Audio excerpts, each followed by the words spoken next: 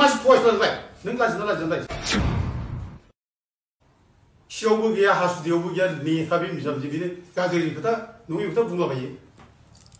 नों नेता नामा नोङो थगायग्रानि थाखाय एकदम फयस्ला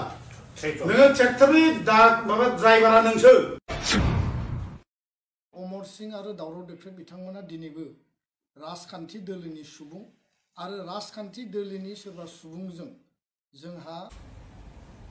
नोंनो बुंबाय जे माने फुरागासे जे माखासे गामि दानख'नांगौ नाङै गामि हाबदों अदरखारि गामि बेखौ दानख'नांगौ दांबाय दा बेफोर बर' नोंहा लिस्ट दं नामा नों लिस्टखौ होनो हागोन नामा अबे अबे गामिखौ दानख'नांगौ नोंनाव लिस्ट दं नामा देखायनो रायजो राजाफोरनो दा जोंबो मानिगोन नों जुदि गनायथाव जुदि नों जुदि लिस्ट होनो हायोब्ला जोंबो मानिगोन जुक्ति दंब्ला अबे गामिखौ दानख'नांगौ जों मानिगोन हा नोंलाय माथो उनाव बुंलायखो जे माने गामि दरसे दानख' होआं होनना बुंलायगोन होननानै दसेयावनो मा फौ सौलाया मानसिजोंलाय लासिंसिं नोंथ' बुंबाय नोङो एखेबारे दरसे गामि दानख' होआङो बिटिसि दरसे गामि दानख'ब्ला आंनि गोथै साजों थांनानैसो गामि दानख'नांगौ होनना बुंबाय मा होननाय जाखो बेलाय फौ सौलाया नोङो डिफेन्ड नों मानसि थगायस्लायबाय नों लाजिना लाजिनाय सासे एबसु नेता जानानै एबसु बदनाम खालाम नोङो लाजिया जोंखौथ' एबसु मावनाय जोङो बिराद गोबाव एबसु मावदों जोङो हाइ स्कुलनिफ्राय आरम्भ खालामनानै जोङो रमान स्क्रिप्टनि आन्दलनजों ओंखारबोदों medium instruction introduction बेयाव medium introduction प्राइभेट स्कुल थिसननाय जों बेयाव आन्दलन ओंखारबोदों जोङो सापरगामाव थाबायनो थांदों जोङो थाबायनो थांनानै बेयाव बिराद दोगो दोगो बुजादों बेयाव डाक्टर रबिन बसुमतारी बेस्रा दिनै डक्टर जाहैबाय बे फरायनानै दा बेयाव बिराद बुजादों बेखौ बाननानै लाबोदों फकिरागासिम नों मिथिगौ नामा बिराद आन्दलनखौ जों बोरै खालामबोदों मिथिगौ नोङो बोरै जाबोदों उदयाचल आन्दलन जों खालामदों बेयावबो जों दंफायो दिनै बड'फा उपेन्द्र ब्रह्मनि आन्दलनाथ' आं फुरा दङ एकेबारे आङो फुरा बे बड'फा उपेन्द्र ब्रह्म आन्दलनाव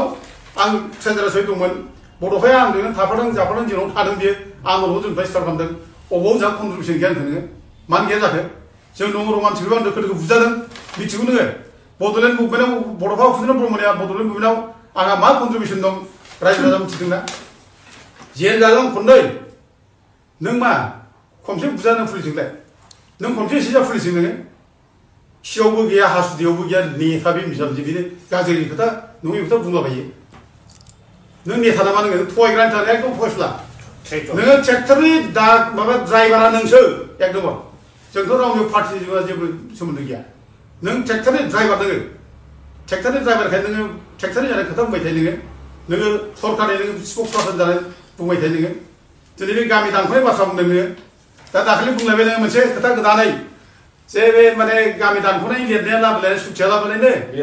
लेरफ्लादोंसो आरोखि बे अबर'खौ सन्थुष्ट खालामनो थाखाय लेरफ्लादों नों लाजिना लाजिया दिफेन बर' बिदि खोथाखौ खोनानै जेरै बयबो लाजिजोब्बाय नोंनि माने फरायसा जायफ्रा मोजां मोजां फरायसा दङ बिसोरनो लाजिबाय आनफिट नेता होनना बुंबाय मानसिया बिदि बुङो सोरखौ नुवाब्ला एफा गिदिर सुथियाव नोङो हम मिनिस्टार लिरनाय सुथियाव लेरफ्ला दोननो मा बुंखो नोङो लाजिया गैया ना दिनै नोङो बे माने सुक्तियाव जे बिराद गाज्रि जाबाय गामि दानख'नायनि सुक्ति जाबाय बेथ' बिराद गाज्रि जाबाय बे मा जाखो बियो दा दिनै 1100 माने गामि दानख'नांगौ होनना बिदों अबरफ्रा बे गामि दानख'ब्ला माबा थांगोन मिथिगौ आरो जोंनि बड'लेण्ड रायजोआ बोरै मावनांगौ नों अजय्य नेता नोङो दिफेन बर' नों नङै खोथा बुङै बुङै नोङो रायजोखौ मिसलेट खालामगासिनो थगायगासिनो दं नोङो सोर बुजियाखै नोंलाय बुजिजोब्बायना दिनै नोङो एखेबारे जोंखौसो ट्रेइटर होनना बुंदों ट्रेइटरा सोर नोंनो नोंथ' दिनै जोंखौ बुंबाय बे माबायाव माबा भुट नुदोंनो जोङो दा बिटिआर सुक्तिनि भुटआ जोंखौ नागाराखै होसो जाया बे भुटआनो जोंखौ दानिया दा सिखार जाबाय नों होनबा नोङो बे बिटिआर एकर्डआ जे भुट जे हाबनानै दं दा सिखार जाबाय नों नंगौना बे भुटआ जोंखौल' होसोआखै बर' जाथिखौ होसोदों बे भुटआ दिनै बर' जाथिखौ अखेब जानो हादों दिनै बे भुटआ गोहो जोंखौ अरग्लिनानै जानानै सेस खालामदों दिनै बे सेस खालामबाय बे बिटिसिनि जायगायाव 6 पावार बे सेस खालामबाय गैला जोबसै एडमिनिस्ट्रेसना नों दिनै भुट होनना नों भुटखौथ' नोंसोर लगायदों नोंनो नों भावखौ नोंलाय नोंबो जागोन नोंबो बे भुटजों दिनै जोंखौ बुंनानै भुटनि सिमां नुदों भुटजों होसोदों होनना बुंबाय दिनै जों नंगौ जों नुदों बे भुटआ बर'खौ दिनै बुथारसिगोन साबधान बर'फ्रा बे भुटखौ जों ओंखारनांगौ दिनै आरो बे भुटखौ ओंखारनांगौब्ला बे डिफेन्ड बर'बादि मानसिखौ जों दिनै सिनाय लानांगौ आरो बेबायदि मानसिनि नेतृत्वखौ जों दिनै जोबदावनांगौ बे अजय्य नेता बियो दुलाराय बर' फरायसा आफादनि बे माने नेता जानो समाया बे अजय्य नेता लाजिनाय गैयै मानसि बियो लाजिया नों दिनै माने एर'प्लेन गाखो नोङो बे माबानि BTR नि नोङो थब्ला लानानै गिदिं नोङो माजों गिदिं नोंलाय एर'प्लेन गाखोनानै BTR सुक्तिनि एकर्ड इमप्लिमेन्टेसन माबा माबि बुङै नोङो माने स्टार हटेलाव थाहै नोङो हि माखन थब्लाना जादों फुर्ति मोनदों नोङो दिनै जाथिया जे मा जादों बेखौ गियान हा नों निकृष्ट मानसि नों दा जों मुगैयो बिदि मानसिखौ दा दिनै नोंहा जुदि साहस दंब्ला बेफोर जायनाखि माबा बेफोर बुंफै नोङो अब्लानो बे BTR सुक्तिया मोजां होनब्लानो जों BTR सुक्तिखौ मानिनो लागोन बेयाव नों आननेसासारि कन्डिसन बानायनानै नोंहा जे साहस गैया नों जे गाब्र'दों जे माने डिबेट खालामनो बुंनानै नों दिनै खारख'नो नागिरदों नोङो दिनै नोंसोर BTC आव नोंसोर BTR आव नोंसोरो लिरनानै गारबाय जे रायजो नांनाया जोंनो लिरनानै गारबाय कमप्रिहेन्सिभ फाइनाल सल्युसन ओमफ्राय बे माने जायनाखि आसामनि बाउन्डारि बेफोर माने व्हाइल किपिं इन्टेक्ट द टेरिटरियेल बाउन्डारि अफ आसाम होननानै लिरनानै गारबाय बिसोरो रायजो नांनाया होनबाय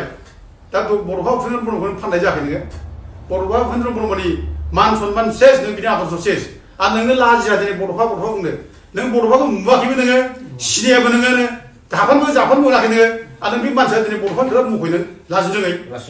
जों दुखु जायो बड'फानि माने नाम लायनाय गाज्रि खोथा बुंब्ला जों दुखु जायो थगाव आं जुवा बे माने माबाखौ रिप्लाय होआबा नों लाजियाखिसै होनबा लाजिनानै गैयै नोङो एखे अजयबो नेता नोङो आरो दिनै नोंथ' मा बेल' नोङो 2021 आव नोङो सानसुमा खुंगुर बैसोमुतियारिजों डिबेट खालामनो नों दुथां खोथा बुंदों बिराद गिदिर खोथा बुंदोंमोन नोङो बिरादनो बे समावबो नोङो जेब्ला सानसुमा डिबेट खालामनो हागौ बे नों सब फासबाय नों माबायदि नेचारनि मानसि नोङो मा नेचारनि नेता नोङो थगायसुला नेता नोङो ना साहस गैया ना स्टाडि गैया ओरै बुंलाबाय नोङो दा दिनै बुंना हो नोङो दिनै बुंना हो जे जों ओरैबायदि नैबे थिथा जायनाखि कन्डिसन होदों बे डिबेट जाब्लानो गासिबो ओंखारखाजोबो डिबेटआव फैदों डिबेटआव फैनानै जों रिप्लाय होगोन आरो जों रिप्लायाव जेनोब्ला जों नोंनि जायनाखि जुक्ति जों मानिजोबगोन गासिबो जों मानिजोबगोन अब्लानो जोंबो बुंफागोन जे बे माने पियार होनायाव बिदि जानांगौ होनब्ला जों बुंफागोन ओमफ्राय बे माबाखौ BTR सुक्तिखौ नंगौ मोजां होननानै जों बुंफागोन फै नोङो डिबेटआव जों बेखौ दाबो खावलायो